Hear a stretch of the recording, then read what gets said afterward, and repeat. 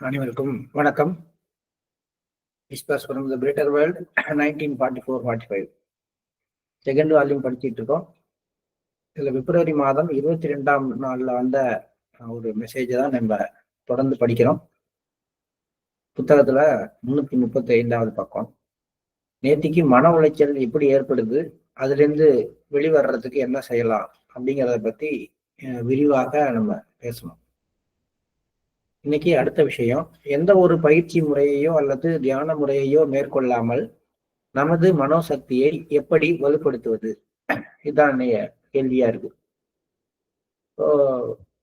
Practice அப்படின்னா spiritual practice, தியானம் பண்றோம் அல்லது வேற ஏதாவது ஒரு யோக பயிற்சி மேற்கொள்கிறோம் அப்படின்னா அது ஒரு விதத்துல செயல்படுது.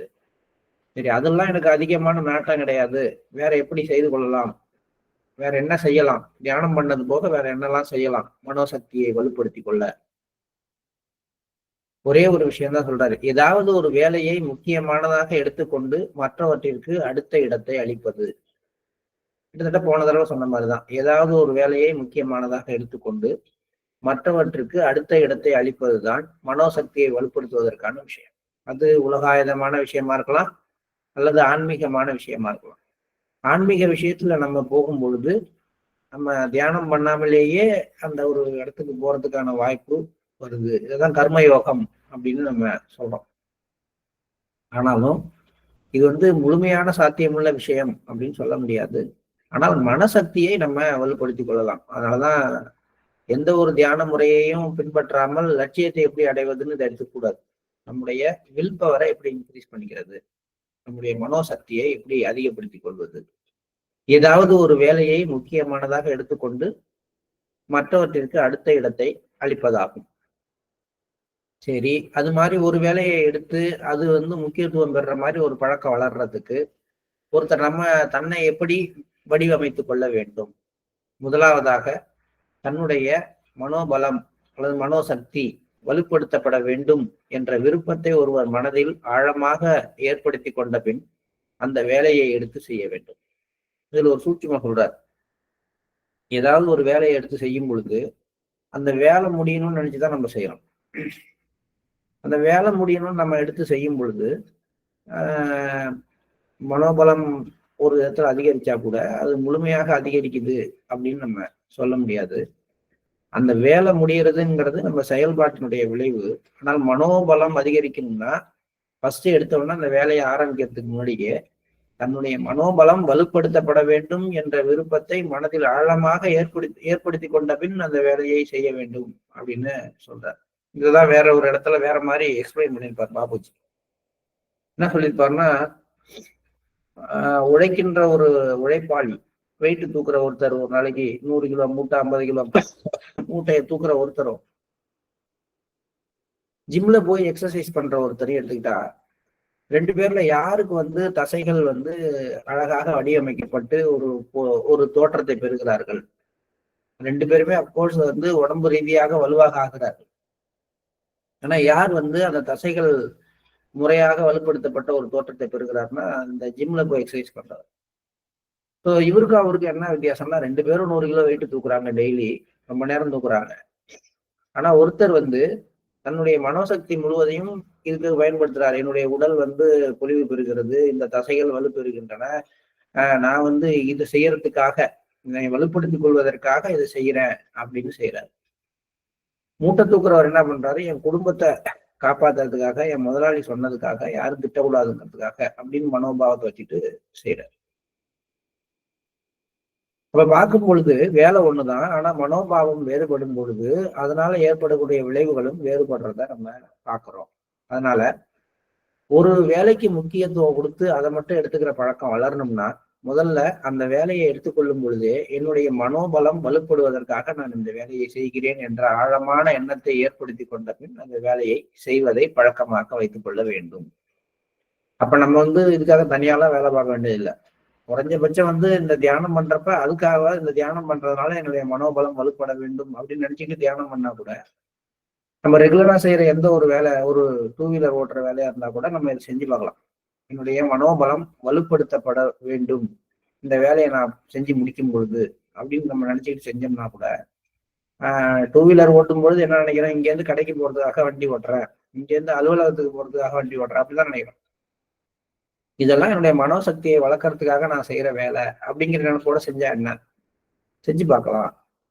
ஏன்னா அவர் சொல்ற அந்த டெக்னிக் அப்படிதான் இருக்கு. ஒரு வேலைக்கு ப்ரியாரிட்டி கொடுக்கணும். அந்த ப்ரியாரிட்டி கொடுக்குற பழக்கம் வேணும்னா அந்த வேலையை எடுக்கும் பொழுது இந்த வேலையை செய்யறதுனால என்னுடைய மனோபலம் பல மடங்கு அதிகரிக்குதுங்கிற ஐடியாவோட அதை செய்ய ஆரம்பிக்கும். அதன் மூலமாக ராமச்சந்திராவால் முன்பே கோடிட்டு காட்டப்பட்ட காரண ரீதியான வாழ்வை பற்றிய தத்துவத்திற்கேற்ப அங்க ஒரு பதிவு ஏற்படுகிறது. மேலும் அத்தகைய கண்ணோட்டத்துடன் எடுத்துக்கொள்ளப்படும் பணி அதற்கு உதவிகரமாக இருக்கும். இது எங்க கோடிட்டு காட்டினாரு, ஒரு 3 நாளைக்கு முன்னாடி படிக்கும் பொழுது மூளையிலிருந்து ஒரு மென்மையான ஓட்டத்தை இதயத்துக்கு இறக்கணும். அதுக்கப்புறம் ஓரளவுக்கு தூய்மையான பிறகு காரண சரீரத்துல அதுக்கான ஒரு வேக்குமை கிரியேட் பண்ணி அதுக்குள்ளார என்ன மாற்றம் ஏற்படணுமோ அதுக்கான விதையை போடணும். இது வந்து ஸ்பிரிச்சுவல் மெத்தட். ஆனால் இங்க நீங்க ஒரு வேலையை எடுத்துக்கிட்டு அதுக்கு ப்ரியாரிட்டி கொடுத்து அதையே தொடர்ச்சியாக நினைக்கும் பொழுது காரண ரீதியான வாழ்வு, அதாவது காரண சரீரத்துல ஏற்பட்ட பதிவை அடிப்படையாக கொண்ட வாழ்வானது தொடங்க ஆரம்பிக்குது. ஏன்னா இந்த மாதிரியான எண்ணம் காரண சரீரத்துல ஒரு பதிவை ஏற்படுத்தும் அப்படிங்கிறார். காரண சரீரத்தில் எப்படி அதற்கான பதிவு ஏற்படுத்த முடியும், இதுதான் கேள்வி. நமது நோக்கம் ஒரே விஷயத்தின் மீது நிலைத்திருக்க வேண்டும் என்பதே இதற்கான பதில் தான் சொல்லுங்க. இப்போ எப்பயும் ஒரே ஒரு வேலையை எடுத்துக்கிட்டு அதை நம்ம செயல்படுத்திட்டு இருக்கிறோம். அந்த ஒரே ஒரு வேலையினால என்னுடைய மனோபலம் அதிகரிக்குதுன்னு நினைக்கிறோம். இந்த ஒரு நோக்கத்து மேலேயே என்னுடைய கவனம் எப்போதும் நிலைத்திருந்தால் இதுக்கான பதிவு என்னுடைய காரண சரீரத்தில் ஏற்படும், ஒரு விதை வடிவத்துல ஏற்படும். சரி, எப்படி ஒரே விஷயத்தின் மீது நம்மளால கவனத்தை வைத்திருக்க முடியும்? அதுக்கு வழி என்னன்னா, ஒருவர் முதலில் தம்மை ஒன்றையே சார்ந்தவராக கருத வேண்டும். Complete dependency. ஏதோ ஒன்றை எடுத்துக்கிட்டு அதை சார்ந்தவன் நானு, அது சார்ந்துதான் வாழ்றேன், அதுதான் எனக்கு எல்லாம், அதனாலதான் எனக்கு எல்லாம் நடக்குது, அதுதான் என்னுடைய கடவுள், அதுதான் என்னுடைய தெய்வம், அதுதான் எனக்கு வழிகாட்டி அப்படின்னு கம்ப்ளீட்டா அதை சார்ந்து வாழ வேண்டும். இந்த மாதிரி சார்ந்து வாழ்தல்ங்கிறது ஒரு ஆட்டோ சஜஷன் தான். நீங்க எதை வேணாலும் சார்ந்து வாழலாம். கோயில்ல இருக்கிற ஒரு கடவுளாக கருதுகிற ஒரு சிலையை நீங்க சார்ந்து வாழலாம். உங்களுடைய ஆசிரியரையோ உங்களுடைய நண்பரையோ அவர் தான் எல்லாமே, அவர் சொன்னா கரெக்டா இருக்கும் என்று கூட சார்ந்து வாழலாம். ஏன்னா இந்த சார்ந்து வாழ்தல் என்பது ஒண்ணும் கிடையாது. It is an auto suggestion அப்படிங்கிறார். பணம் தான் எல்லாம் அப்படிங்கிறவங்க பணத்தை சார்ந்து வாழ்றோம். அல்லது ஒரு கொள்கையை எடுத்துக்கிட்டு இந்த கொள்கை தான், அதை சார்ந்துதான் நான் வாழ்றேன், அந்த கொள்கைக்காக தான் உயிர் கொடுப்பேன் அப்படின்னா அது ஒரு ஆட்டோ சஜஷன். ஆகவே ஒருவர் முதலில் தம்மை ஒன்றையே சார்ந்தவராக கருத வேண்டும். இது கருத்து தூண்டுதல் எனப்படும். அன்பு ராமச்சந்திரா தனது குருவின் உருவத்தின் மீது தியானம் செய்த போது பெரும்பாலும் இதை உபயோகித்தார். அது அவரது கண்டுபிடிப்பு. பாபுஜி என்ன பண்ணாரு, இந்த விஷயத்தையும் பயன்படுத்தினாரு. அவர் ஒன்றுக்கே முக்கியத்துவம் கொடுத்தார். அந்த ஒன்று தன்னுடைய குருநாதருடைய வடிவம். அந்த குருநாதருடைய வடிவத்தின் மேல அவர் தியானம் பண்ணும் பொழுதெல்லாம், நீயே எனக்கு எல்லாம், உன்னை தவிர எனக்கு வேற எதுவும் கிடையாது, என்ன அந்த இடத்துக்கு அழைச்சிட்டு போகக்கூடிய ஒரே ஆள் நீதான், உங்களாலதான் எல்லாம் முடியுங்கிற அந்த அளவுக்கு அந்த அந்த உருவத்தின் மீது தன்னுடைய சார்பை தானே ஏற்படுத்தி கொண்டார். இது ஒரு கருத்து தூண்டுதல். இது தானாக செய்ய ஆரம்பித்தார். கருத்து தூண்டுதல் என்ற செயல்முறையில் எந்த ஒன்றில் நாம் வெற்றி பெற வேண்டுமோ அதை பற்றிய உறுதியான தீர்மானம் மட்டுமே நம்முள் இருக்க வேண்டும். அதற்கு எதிரான எந்த எண்ணத்திற்கும் மனதில் இடம் தரக்கூடாது. இப்ப நீங்க இப்போதைய காலகட்டங்கள்ல பெரிய பெரிய நிகழ்ச்சிகள் நடத்துறாங்க. எதுக்குன்னா, நீங்கள் பணக்காரர் ஆவதற்கு 10 நாட்கள்ல உங்கள்கிட்ட ஒரு பணம் கொட்ட போகுது நீங்க இந்த பயிற்சியை மேற்கொண்டால், அல்லது உங்களை நாங்க வேற ஒரு பர்சனாலிட்டியை டெவலப் பண்ண போறோம், உங்களை டெவலப் பண்ணி கொடுக்குறோம் வாங்கன்னு சொல்றவங்க எல்லாம் அவங்க செய்யற வேலை என்னன்னா, அவங்க ஏதாவது ஒரு விஷயத்த சொல்லி இதுவாக நீங்க மாறணும்னா நீங்க கண்ணாடி முன்னாடி நின்றுட்டு தினமும் ஒரு 20 முறை 30 முறை இதை பற்றி மட்டுமே சொல்லுங்க. சொல்ல சொல்ல உங்க மனசுல நீங்க சொல்றது ஆழமா பதிய ஆரம்பிச்சு உங்களுடைய அந்த ஒரு ஆழ்நிலை மனதுல இது போய் படியும். ஆழ் மனது வந்து அதை நம்ப ஆரம்பிச்சிருச்சுன்னா அதுக்கப்புறம் நீங்க அதுதான் நீங்க கோடீஸ்வரன் ஆழ் மனதை நம்ப ஆரம்பிச்சிருச்சுன்னா அதுக்கான சூழ்நிலைகளை அது உருவாக்கிடும். அப்படிங்கிற மாதிரி அவங்க அந்த மாடர்ன் சைக்காலஜி இப்ப எடுத்துட்டு போகுது. இதெல்லாம் 1944லயே போற போக்குல வந்து லாலாஜியும் பாபுசியும் பேசுகிறாங்க. கருத்து தூண்டுதல் என்ற செயல்முறையில் எந்த ஒன்றில் நாம் வெற்றி பெற வேண்டுமோ அதை பற்றிய உறுதியான தீர்மானம் மட்டுமே நம்முள் இருக்க வேண்டும். அதற்கு எதிரான எந்த எண்ணத்திற்கும் மனதில் இடம் தரக்கூடாது. அது ரொம்ப முக்கியம். இவருதான் மாஸ்டர், இவரையே சார்ந்து வாழ்கிறேன்னு ஒரு மணி நேரம் நினைச்சிட்டு இவருக்கு தான் உண்மையான மாஸ்டரா இருக்க முடியுமா? சும்மா ஏமாத்துறாரா? இவருக்கு நம்ம அடிமை ஆயிட்டா என்ன பண்றது? இவரால என்ன பண்ண முடியும்? உண்மையிலேயே இவர் தான் மாஸ்டரா? இப்படிலாம் நமக்கு வந்து எதிரான எண்ணங்கள் சந்தேகங்கள் வரும்பொழுது நீங்க இந்த 1 மணி நேரம் கஷ்டப்பட்டு ஏற்படுத்தின அந்த கருத்து தூண்டல் கொஞ்சம் கொஞ்சமா கரைஞ்சு போக ஆரம்பிக்கும். அப்ப எதிரான எண்ணங்கள் எதுவும் மனதில் எழுவதற்கு இடம் தரக்கூடாது. அதனாலதான் குருவை தேடுற வரைக்கும் நீங்க சந்தேகப்படுங்க, டெஸ்ட் பண்ணுங்க. இவருதான் குருவா இருக்க முடியுமா அப்படின்னு பல மாதிரி முயற்சி பண்ணி அவரை டெஸ்ட் பண்ண பிறகு ஒரு குருநாதரை ஏத்துக்கிட்ட பிறகு அவரையே சார்ந்து வாழ்ற அந்த ஒரு கருத்து தூண்டலை நாம உருவாக்கிக்கணும். அதற்கு எதிரான எண்ணத்தை மனதில் வளர இடம் தரக்கூடாது. இந்த செயல்முறையை உலகாயத விஷயத்திலும் பயன்படுத்தலாம். ஆனால் அது சரியான விஷயமா இருக்கணும். இந்த ஜாக்கிரதையை சொல்றாரு. ஆனா இந்த வார்த்தையை பிடிச்சிட்டு தான் இன்னைக்கு பெரிய அளவுல பிசினஸ் நடக்குது. சாஃப்ட் ஸ்கில் ட்ரைனிங், உங்களுடைய பர்சனாலிட்டி டெவலப்மெண்ட் எல்லாத்துக்கும் இந்த மெத்தடை தான் பயன்படுத்துறாங்க. ஆட்டோ சஜஷன்ங்கிற மெத்தடை தான். இது வந்து நம்மளுடைய நாட்டு தத்துவமாக இருந்தாலும் வெஸ்டர்ன் சைக்காலஜிலேருந்து இதை எடுத்து அதை வந்து ப்ரூவ் பண்ணதா சொல்லி சில சைக்காலஜிஸ்ட் பேரை கொடுத்துட்டு அங்கேருந்து அந்த ஆட்டோ சஜஷன் அப்படிங்கிற பேரை எடுத்து இன்னைக்கு எல்லாம் செய்யறாங்க. பட் இது நம்ம கீழே நாட்டுல சாதாரணமாக போற போக்குல எல்லாரும் பேசக்கூடிய ஒரு சாதாரண டெக்னிக்காக இருந்திருக்கு அந்த காலத்துல. அதை தான் வந்து பாபுஜிக்கு லாலாஜியும் பேசிக்கிறாங்க. இந்த மாதிரி இருக்குது, இதுதான் மெத்தடு. ஒருத்தர் இது வந்து எதுவும் பெரிய விஷயத்துக்குலாம் இல்லை, சாதாரணமா ஒருத்தருடைய மனோசக்தி அதிகரிக்கிறதுக்கு இது ஒரு விஷயம் அப்படிங்கிற அளவுல இதை சொல்றாரு. அப்ப லட்சியத்துக்கான நுட்பமான விதைகள் எல்லாம் நம்ம கையில தான் இருக்கு. வேற நம்ம தேடுறது வந்து வெளிநாட்டு அறிஞர்களிடமிருந்து வெவ்வேறு புத்தகங்கள்ல இருந்து தேடிட்டு இருக்கோம். ஆனா ரொம்ப எளிமையானவர்கள் எளிமையாக அதை சொல்லிட்டு போறாங்க. இப்போ திரும்பி இந்த மனோபலம் விஷயத்துக்கு வருவோம். முதல்ல சேர்த்து படிச்சோம்னா தெரியும். எந்த ஒரு பயிற்சி முறையையோ அல்லது தியான முறையையோ மேற்கொள்ளாமல் நமது மனோசக்தியை எப்படி வலுப்படுத்துவது? ஏதாவது ஒரு வேலையை முக்கியமானதாக எடுத்துக்கொண்டு மற்றவற்றிற்கு அடுத்த இடத்தை அளிப்பது, அதாவது பிரியாரிட்டி கொடுக்கிறது. அந்த நிகழ ஆரம்பித்து அந்த பழக்கம் வளர எப்படி தன்னை ஒருவர் வடிவமைத்துக் கொள்ள வேண்டும்? முதலாவதாக தன்னுடைய மனோபலம் வலுப்படுத்த வேண்டும் என்ற விருப்பத்தை மனதில் ஆழமாக ஏற்படுத்தி கொண்ட பின் அவர் அந்த வேலையை எடுத்து செய்ய வேண்டும்.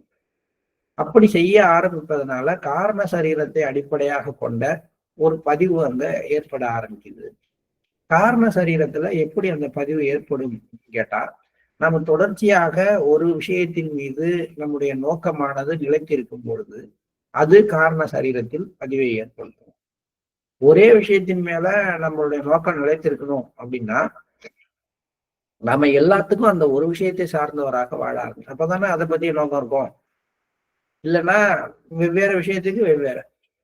ஆன்மீகத்துக்கு இவர் குரு, சங்கீதத்துக்கு இவர் குரு, இவர் வந்து நான் பிஹெச்டி பண்றேன் அதுக்கு இவர் குரு, இவர் வந்து நான் வந்து சமையல் கத்துக்கிறேன் அதுக்கு இவர் குரு, நான் நாட்டியம் கத்துக்கிறேன் அதுக்கு இவர் குரு. அப்ப ஒன்னொன்றுக்கும் நம்ம ஒவ்வொருத்தரை சார்ந்து வாழ்றோம். ஆமாங்க, எல்லாத்துக்கும் பாபுஜியை சார்ந்து வாழ முடியுமான்னு கேள்வி வருது இல்ல? இல்ல. ஆனால் நம்ம உச்சபட்ச ஒரு குருவை எடுத்துக்கொள்ளும் பொழுது அவர் தான் நம்முடைய மற்ற குருக்கள் வடிவத்திலையும் வர்றாருங்கிற ஐடியா நமக்கு வரணும். மற்ற குருவாக நம்ம யாரை ஏத்துக்கிட்டாலும் அவங்க மூலமாக வர்றதெல்லாம் நம்ம மாஸ்டர் தான். ஆக நான் ஒன்றை தான் சார்ந்திருக்கிறேன், அது எனக்கு கத்துக் கொடுக்கறதுக்காக இந்த வடிவங்களை எல்லாம் எடுத்து என் கூட வருதுன்னு தானே நான் நினைக்கணும். அதுக்கு தான் சொல்றாரு, நாம் ஒன்றையே சார்ந்தவராக எப்பயும் இருப்பதாக நம்மை நினைத்துக் கொள்ள வேண்டும். ஒவ்வொரு கோயிலுக்கும் போய் குங்குமம் துண்ணூறு வைக்கிறது, அதுலயே வந்து குறைஞ்சபட்சம் கடவுள் மேல ஒரு மரியாதையும் அன்பும் வரும் பொழுது, ஒருத்தர் முருக பக்தர்னா எந்த கோயிலுக்கு போனாலும் எங்க போனாலும் அவர் யாரை முன்னாடி வைக்கணும்? எல்லா உருவத்திலையும் முருகனை பார்க்கணும். அப்பதானே அவர் முருக பக்தர். நான் முருக பக்தர்னு பேர் சொல்லிட்டு காலம்புற முருகன் கோயிலுக்கு, மத்தியானம் பெருமாள் கோயிலுக்கு, அடுத்த நாள் சிவன் கோயிலுக்கு, அடுத்த நாள் அம்மன் கோயிலுக்கு போய் எல்லாரையும் உன்னை சார்ந்திருக்கிறேன்னா அது உண்மையா பொய்யா? இதெல்லாம் கொஞ்சம் கீழே இறங்கி வந்து பார்க்கும்போது நிறைய முரண்பாடுகள் இருக்கலாம். ஆனா சாரம் ஒண்ணுதான். நான் என்ன வேலை செய்தாலும் அதற்காக நான் ஒன்றையே சார்ந்தவராக என்னை வைத்துக் கொள்ளணும். இதை வந்து நம்ம வந்து சேஸ்டிட்டி, தமிழ்ல பத்தினித்தன்மைன்னு நம்ம சொல்லலாம். இது வந்து ரொம்ப ஒரு உயர்ந்த நேரத்துலதான் அது உருவாக ஆரம்பிக்கும். எதனால கண்ணகியை நம்ம அந்த மாதிரி ஒரு இடத்துல வச்சிருக்கோம், பத்தினி அப்படின்னு வச்சிருக்கோம் அப்படின்னு பார்க்க போனா, சிலப்பதிகாரத்துல ஒரு இன்சிடென்ட் வரும். அது ஏற்கனவே ஒரு தடவை நான் சொல்லியிருக்கேன், இருந்தாலும் இந்த இடத்துக்கு ஆப்டா இருக்கும். கோவலர் வந்து கண்ணகியை விட்டு பிரிஞ்சு மாதவியோட வாழ்ந்துட்டு, அப்ப கண்ணகியோட தோழி வந்து சொல்றான், நீங்க மயிலாடுதுறை பக்கத்துல ஒரு 2 குளங்கள் இருக்கு. அந்த 2 குளங்களும் வந்து அது அதுக்கான பேரை நான் மறந்துட்டேன். அந்த 2 சுனைகள் இருக்கு, 2 குளங்கள். அங்க போயிட்டு குளிச்சுட்டு மன்மதன் அந்த தெய்வத்தை நம்ம வழிபட்டோம்னா மீண்டும் வந்து நம்ம கணவரை வந்து நம்மகிட்டயே சேர்த்து வச்சுருவாங்க அப்படின்னு சொல்றாங்க. இது நிறைய பேர் சொல்லியிருக்காங்க, ஏன் நம்ம செய்யக்கூடாது அப்படின்னு கேட்கிறாங்க. இது நல்ல தீர்வு. கோவலனை வந்து திருப்பி அட்ராக்ட் பண்ணி இங்க கொண்டாடுறதுக்கு தீர்வு. இதுக்கு வந்து நம்மளா இருந்தோம்னா என்ன சொல்லுவோம்? ஆமா, எப்படியாவது என் கணவர் திரும்பி என்கிட்ட வரணுங்க, அதுக்கு என்ன வேணாலும் செய்யலாம், எந்த மந்திரவாதியை வேணாலும் பார்க்கலாம், எந்த செய்வினை வேணாலும் செய்யலாம், எந்த மருந்து வேணாலும் வைக்கலாங்கிற அளவுக்கு நம்ம அன்னைக்கு சொன்ன பதில் என்ன? அந்த சிலப்பதிகார வரிகள்ல பாத்தீங்கன்னா, நான் வந்து எனக்கு கடவுளாக ஏற்றுக்கொண்டிருப்பது என்னுடைய கணவரை. கணவரை தவிர வேறு எதற்காகவும் நான் வேற யார்கிட்டையும் எதையும் வேண்டி கேட்கிற மாட்டேன். எனக்கு கடவுள் அப்படின்னா என்னுடைய கணவர் தான் கடவுள். அவரை தவிர வேறு யார்கிட்டையும் போய் நான் எதையாவது கேட்கும் பொழுது நான் வந்து என்னுடைய நோக்கத்திலிருந்து, என்னுடைய சார்புத்தன்மையிலிருந்து நான் விலகி போயிடுறேன். அதனால அதை நான் நிராகரிக்கிறேன் அப்படின்னு கண்ணகி சொல்றேன். என்ன வயசு இருக்கும் அவங்களுக்குலாம்? ஒரு 18, 17 வயசு இருக்கு. ஏன்னா கண்ணகிக்கு கல்யாணம் நடந்தப்ப 12 வயசுன்னு போடுறாங்க. ஒரு 18, 20 வயசுக்குள்ளார இது நடந்திருக்கும் அப்படின்னு வச்சுக்கிட்டா கூட, அந்த வயதுல அந்த மாதிரி ஒரு சார்புத்தன்மை அப்படிங்கிற ஒரு தெளிவு அந்த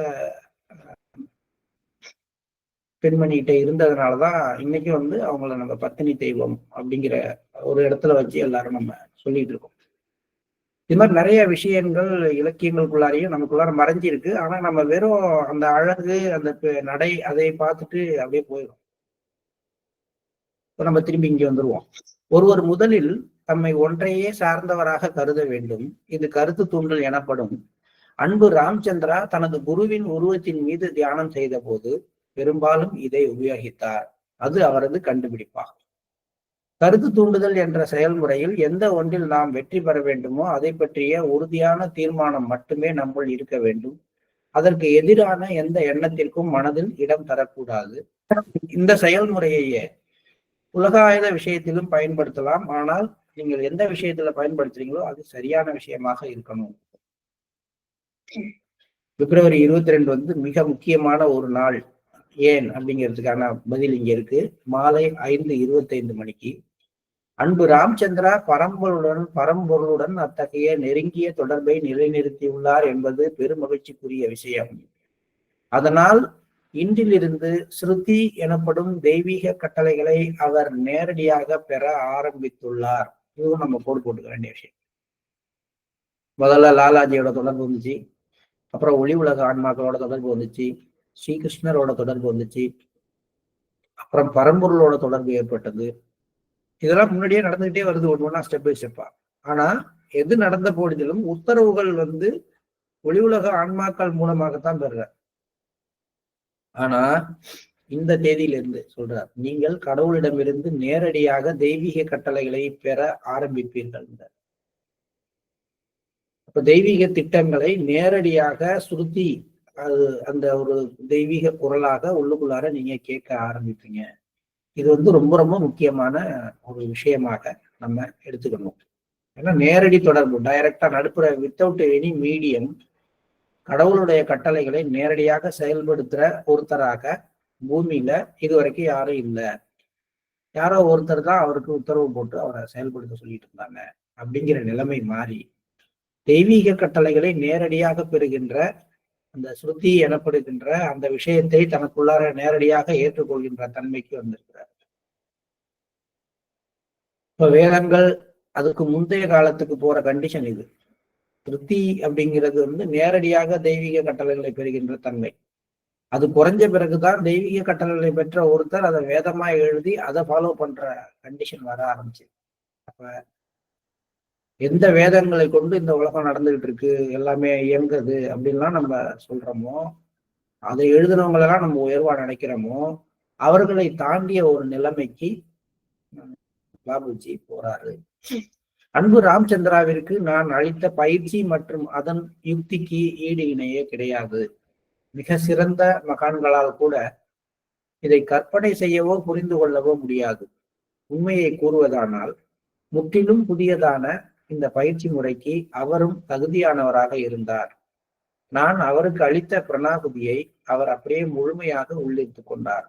ஆனால் மற்றவர்களுக்கு நான் அதுபோல ஒரு பிரணாகுதியை கொடுத்தால் அது அவர்களுடைய உள்நிலையை தீண்டியதுமே திருப்பி அனுப்பப்பட்டது. ஸோ இது காரணம் இந்த மாதிரி ஒரு அல்டிமேட்டோட டைரக்ட் கனெக்ஷன், அல்டிமேட்லேருந்து நேரடியாக உத்தரவுகளை பெறுகின்ற தன்மை, இதெல்லாம் வர்றதுக்கு காரணம் அதற்கான பயிற்சி, அதற்கு கொடுக்கப்பட்ட டிரான்ஸ்மிஷன். அப்ப மற்றவங்களுக்கு எல்லாம் கொடுக்கலையானா நான் எல்லாருக்குமே அந்த மாதிரி டிரான்ஸ்மிஷன் கொடுத்தேன்.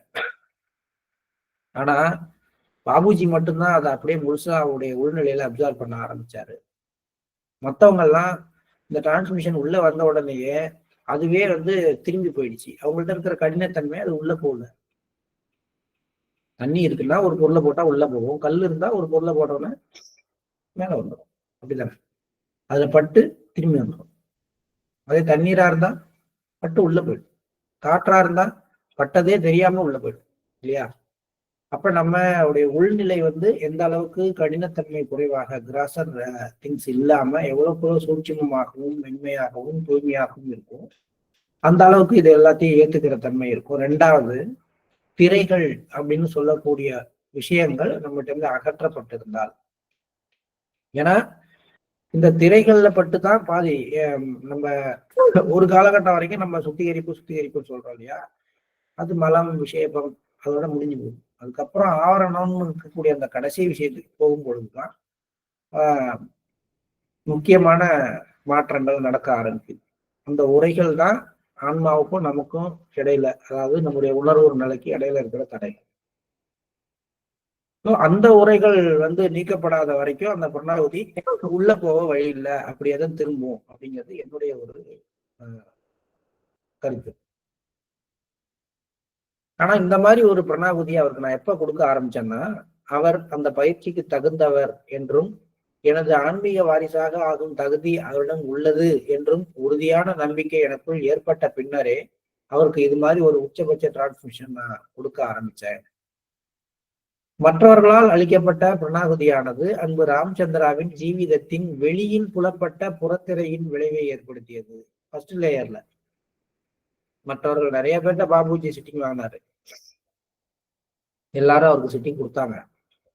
அந்த சிட்டிங்லாம் அவருடைய அவுட்டர் லேயர்ல தான் அவருக்கு விளைவை ஏற்படுத்தியதே ஒழிய அதை தாண்டி போற தன்மை அந்த சிட்டிங் அந்த பிரணாகுதிக்கு இல்லை. ஆனால் எவராவது அவருடைய ஜீவிதத்தின் உள்திரையை, அவருடைய அந்த ஒரு ஆழமான தன்மைய, அவருடைய ஆன்மாவினுடைய அந்த காரண சரீரத்தினுடைய உள்திரையை ஒருவர் எவராவது கவனத்தில் எடுத்துக்கொண்டு எண்ணத்தில் எடுத்துக்கொண்டு பிரணாகுதி செலுத்தி இருந்தால், செலுத்துபவர்கள் அவர்களே ஒரு வசிய நிலைக்கு உட்படுத்தப்பட்டு விடுவார்கள். என்ன ஒரு விஷயம் பாருங்க. பிரணாகுதி என்பது மற்றவர்களை சரி பண்றதுக்காக கொடுக்கிற விஷயம். ஆனா அந்த ராமச்சந்திரா போல ஒரு உன்னதமான நிலையில உள்ள ஒருத்தருக்கு அவருடைய உள்திரையை மனதில் கொண்டு யார் ஒருத்தராவது பிரணாகுதி செலுத்தினால் அவரே செலுத்துபவரே வசிய நிலைக்கு உட்படுத்தப்படுவார். இப்பொழுது நான் மிகவும் ரகசியமான ஒரு விஷயத்தை வெளிப்படுத்தி கொண்டிருக்கிறேன். ராமச்சந்திராவிற்கு எவராவது பிரணாகுதி அளித்தால் அவர்களே பயனடைய தொடங்கினர். ஏனென்றால் அது என்னிடமிருந்தே அவர்களுக்கு கிடைக்கப் பெறுகிறது. பாபுஜிக்கு யார் டிரான்ஸ்மிஷன் கொடுக்க முடியும்? பாலாஜி தான் கொடுக்க முடியும். ஏன்னா அதுக்கு காரணம் யாருன்னா அவர் பாபுஜி. லாலாஜியை தவிர வேற யார் மூலமாவும் எனக்கு எதுவும் வரக்கூடாதுன்னு அவரு ஒரு திரை போட்டிருக்காரு. இப்ப நான் பாபுஜிக்கு டிரான்ஸ்மிஷன் கொடுத்தா என்ன ஆகும்? வேற வழி கிடையாது. அது லாலாஜி மூலமா தான் வந்தாங்கன்னா லாலாஜி தான் என் இடத்துல வந்து உட்காந்து டிரான்ஸ்மிஷன் கொடுக்கும். அப்ப யாருக்கு பயன்? கொடுக்குற எனக்கு தான் பயன். ராம்சந்திராவிற்கு எவர் பிரணாகுதி அளித்தாலும் அவர்களே பயனடைய தொடங்கினர். அது என்னிடமிருந்தே அவர்களுக்கு கிடைக்கப் பெறுவது. பாபு மதன் மோகன்லால் அத்தகைய பயிற்சிக்கு ஒரே ஒருவருக்குத்தான் வழங்கப்பட முடியும். இந்த மாதிரி ஒரு உன்னதமான பயிற்சி, இந்த மாதிரி ஒரு உன்னதமான தன்மை ஒருத்தருக்கு தான் கொடுக்க முடியும். ஏன்னா அடுத்து உடனே எனக்கு ஏன் அது மாதிரி இல்லைன்னு பாபு மதன் மோகன்லால் கேட்பார் இல்லையா? அதனால சொல்றாரு, அத்தகைய பயிற்சி ஒரே ஒருவருக்குத்தான் வழங்கப்பட முடியும். பயிற்றுவிப்பவருக்கும் பயில்பவருக்கும் இடையே போதுமான அளவுக்கு இசைவு இருந்தால்தான் ஒரு ஹார்மனி டெவலப் ஆயிருக்கணும். குருவுக்கும் சிஷியனுக்கு இடையில அவர் என்ன நினைக்கிறாரோ அதே தன்மை சீடன்கிட்ட பிரதிபலிக்கப்படணும். அந்த தன்மையில ஒரு சீடன் இருந்தால் மட்டும்தான் இந்த விஷயம் சாத்தியம். மேலும் அடுத்த விஷயத்துக்கு வர்றாரு. இது ஒருவருடைய சக்தியை பொறுத்து ஒருத்தருடைய பயிற்சியை பொறுத்த விஷயம் அல்ல. இது கடவுளின் வரப்பிரசாதம். இந்த மாதிரி ஒரு தன்மை, அதாவது உள்திரையை மனதில் கொண்டு யாரு டிரான்ஸ்மிஷன் கொடுத்தாலும் கொடுக்குறவங்களே வசிய நிலைக்கு போற தன்மை, அவருக்கு டிரான்ஸ்மிஷன் கொடுத்தா கொடுக்குறவங்களே பயனடைகின்ற தன்மை, இந்த அளவுக்கு ஒருத்தர் உன்னதமான நிலைமையில இருக்கிறாரு அப்படின்னா அது கடவுள் அவருக்கு கொடுத்த ஒரு வரப்பிரசாதம். அதை அப்படிதான் எடுத்துக்கொள்ள வேண்டும். இது சக்தியை பொறுத்த விஷயம் அல்ல. ராம்சந்திராவிற்கு எவரும் உண்மையான விதத்தில் சரியாக வழிகாட்டவில்லை. மாறாக அவரை தவறான வழியில் இட்டு செல்லவும் முயன்றனர். லாலாஜியுடைய இறப்புக்கு பிறகு சொல்றார். பரிதாபத்திற்குரிய ராம்சந்திராவிற்கு மாஸ்டரின் உருவத்தின் மீது தியானம் செய்வதை பற்றி அறிவுறுத்தப்படவில்லை. ஏன் அது தடை கூட செய்யப்பட்டது. அது அவங்கள்ட்ட சொன்னாங்க, அதெல்லாம் மாஸ்டர் மேலாம் பண்ணக்கூடாதுப்பா, அது தப்பு அப்படின்னு சொல்லி தானாக அந்த ஒரு தன்மையில அவர் போறதுக்கான வழியை அடைச்சாங்க. நீங்க எல்லாம் செய்யக்கூடாதுன்னு வேற சொன்னாங்க. அதனால் அவர் தனது எளிய கண்டுபிடிப்பையே நம்பி இருந்தார். அது என்ன எளிய கண்டுபிடிப்பு? அது சரியாகவும் அமைந்ததுன்னு சொல்றார். கடவுள் அவரை அவரது தற்போதைய நிலைக்கு கொண்டு வர வேண்டி இருந்ததால் மாஸ்டரின் உருவத்தின் மீதான இந்த தியான முறை அவருக்குள் தானாகவே தொடங்கியது. யார் தடுத்தால் என்ன, யார் செய்யக்கூடாதுன்னு சொன்னா என்ன, கண்ணம் மூடி உட்கார்ந்தா ஆட்டோமேட்டிக்கா மாஸ்டருடைய உருவம் அவருக்குள்ளார வர தொடங்கியது. ஆட்டோமேட்டிக்கா இந்த விஷயம் அவருக்குள்ளார நடக்க ஆரம்பித்தது. இப்பதான் இன்னொரு சூட்சுமத்தையும் சொல்றாரு. அன்பு பாபு மதன் மோகன்லால், மக்கள் பொதுவாக செய்து கொண்டிருக்கும் ஒரு விஷயம் மிக்க குறைபாடு உள்ளது. அதாவது என்னன்னா, குருநாதன் மீது தியானம் பண்ணுங்கன்னா அவருடைய முகத்தை அவருடைய கழுத்தோட எடுத்துக்கிறது. அது மட்டும் மனசுல நிற்கும். அது மேல தியானம் பண்றாங்க. அவர்கள் மாஸ்டர் மீது தியானம் செய்வதற்கு தலைப்பகுதியை மட்டும் உருவகப்படுத்திக் கொள்கின்றனர். ஆனால் அது சரியல்ல. மாஸ்டருடைய முழு உருவமும் கருத்தில் கொள்ளப்பட வேண்டும். இது தானாக இந்த நிகழ்வு யாருக்கு தோன்றியது? பாபுஜிக்குள்ளார தோன்றியது. அதனால ராமச்சந்திரா யாருடைய வழிகாட்டுதலும் இல்லாமல் நேரடியாக தானாகவே ஒரு எளிய முறையை கண்டுபிடித்து அதுல தன்னை உட்படுத்தி கொண்டார். அன்பு ராமச்சந்திரா அதனை சரியான முறையில் பயிற்சி செய்தார். ஆனால் வேடிக்கை என்னவென்றால், மிக சரியாக அவரால் அதை செய்ய முடிந்த போதும் தன்னால் மாஸ்டரின் உருவத்தின் மீது சரியான முறையில் தியானம் செய்ய முடியவில்லை என்ற ஒரு குற்ற உணர்ச்சி அவருக்கு ஏற்பட்டிருந்தது. ஏன்னா இது தானா செய்யறது, மற்றவங்க சொல்லி கொடுக்கல. இதுக்கு முன்னாடி இருந்தவங்க, மூத்த அபியாசிகள், மூத்த பிரிசெப்டர்கள் யாரும் அவருக்கு இதை செய்யறதுக்கு வழிகாட்டல. தானா செய்யும் பொழுது சரியா இல்லையா அப்படின்ற ஒரு குற்ற உணர்வு அவருக்குள்ளார இருந்தது.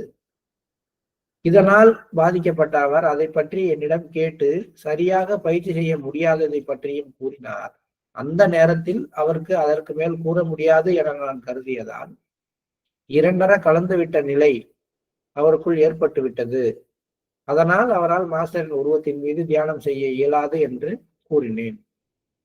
அவர் அப்போதைக்கு சமாதானப்படுத்தார். நீங்க என்னோட பெஞ்ச் ஆயிட்டீங்க, அதனாலதான் அவரால் பண்ண முடியலன்னு சொன்னாலும் கூட அந்த விளக்கத்தை கொண்டு ராமச்சந்திரா அமைதி உறவில்லை. ஏன்னா மாஸ்டர் மேல என்னால தியானம் பண்ணாம இருக்க முடியாது, அவரை எனக்குள்ளார மனசுல நினைக்காம இருக்க முடியாதுங்கிற அந்த ஒரு தன்மையில அவர் இருந்தார். அதனால மாஸ்டருடைய உருவம் அவர்கிட்ட மறைந்த பிறகும் சூட்சுமமான முறைகளில் அவர் என்னுடைய நினைவில் இருக்க தொடங்கினார். எப்படி? அந்த நினைவே இல்லாம, மாஸ்டருடைய நினைவே இல்லாமல் மறக்கிற நிலை ஏற்பட்ட போது அவர் தான் முன்னர் கண்டுபிடித்திருந்த கோட்பாட்டின் மீது எப்பொழுதுமே நான் மாஸ்டருடைய ஞாபகத்திலே இருக்கிறதாக தன்னை பாவித்துக் கொண்டார்.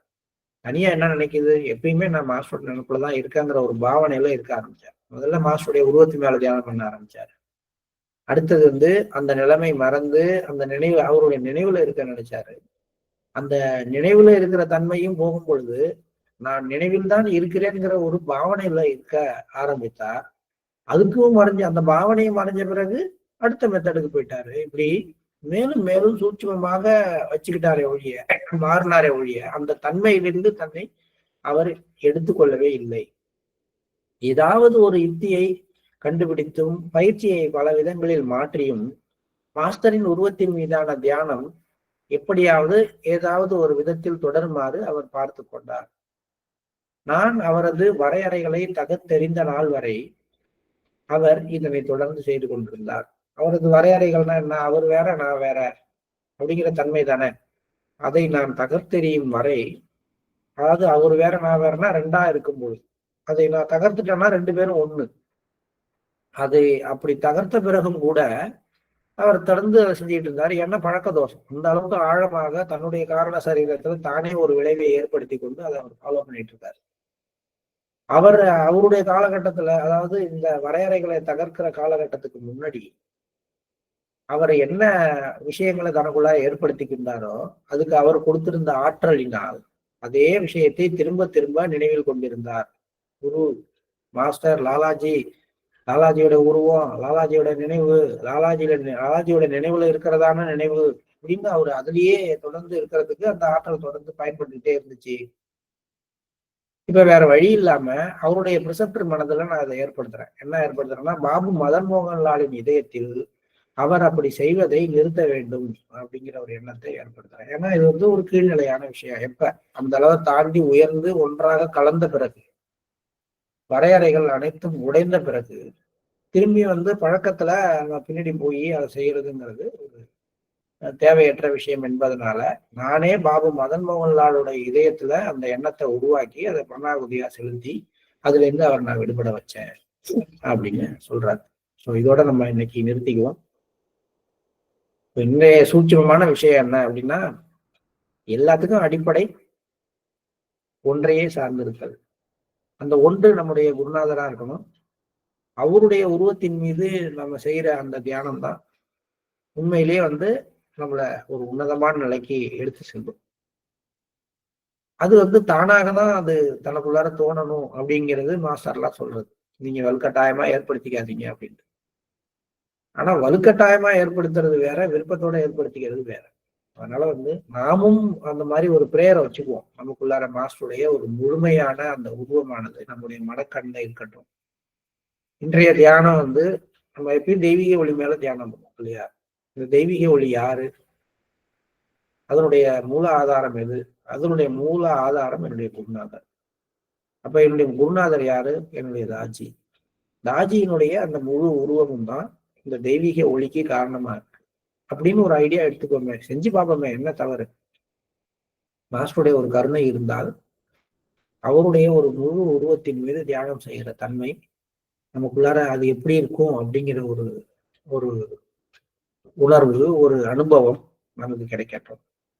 இன்னைக்கு காலை தியானம் இந்த மாதிரி ஒரு வித்தியாசமான ஒரு தியானமாக இருக்கட்டும் அப்படின்னு சொல்லி பிரார்த்தனை பண்ணிட்டு காலை தியானத்தை ஆரம்பிப்போம். ஸ்டார்ட் பண்ணிட்டு